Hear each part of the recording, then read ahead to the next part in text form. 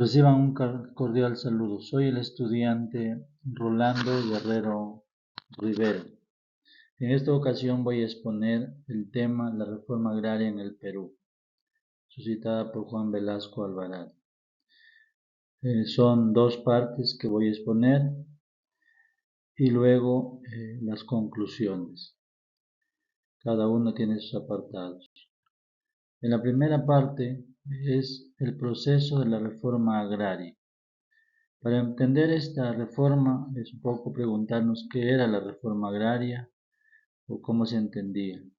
Se entiende que es un proceso integral y un instrumento de transformación para la estructura agraria de un país, destinado a sustituir los regímenes en los latifundios y minifundios del sistema para buscar una igualdad en las propiedades, sobre la explotación de las tierras y buscar un desarrollo social, económico en bien de la nación. Y por mismo también buscar la justicia integral. Problemas que generó esta reforma agraria. Dice que hubo la eliminación de los latifundios y minifundios y de toda la clase antisocial que existía hasta aquel momento. También las empresas de producción de carácter asociativo fueron las que impregnaron con base campesina. Hubo una reestructuración también de las comunidades campesinas, un establecimiento de la agricultura organizada por parte de los agricultores a todo el país. Se crearon mercados nuevos que buscaban una justa distribución, pero que en realidad no se concretó, no se dio. Luego los objetivos de la reforma agraria.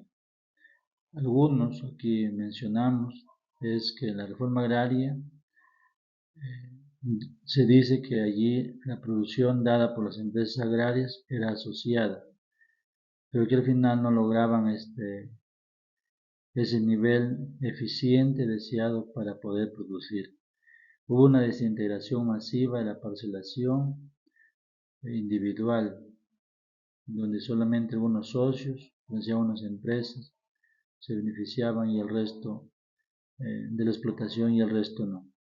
También hubo una eliminación de los mercados de tierras, una descapitalización del campo, también se eliminó las empresas privadas, el agro, y por lo tanto llevó a una disminución de la inversión y eso también, las nuevas tecnologías que no se vio.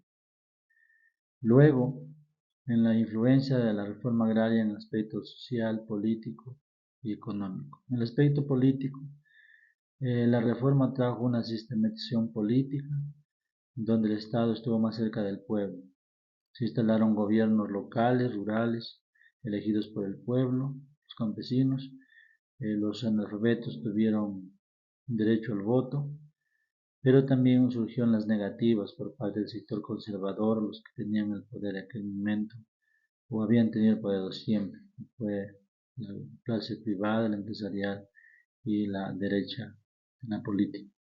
En el aspecto social, podemos ver la legislación social que no ha llegado al campo, el tema de salud, educación, salvo en unas excepciones.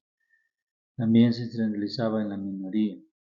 Otro punto importante también era el que no estaba preparado a hacer este cambio, el Estado. Se reforzó el sistema de la reforma para intentar llegar a la mayoría, pero que no se dio en concreto. Faltaba una asistencia técnica, económica y social al campesino para que pueda producir mejor y en general necesitaba una reforma completa e integral.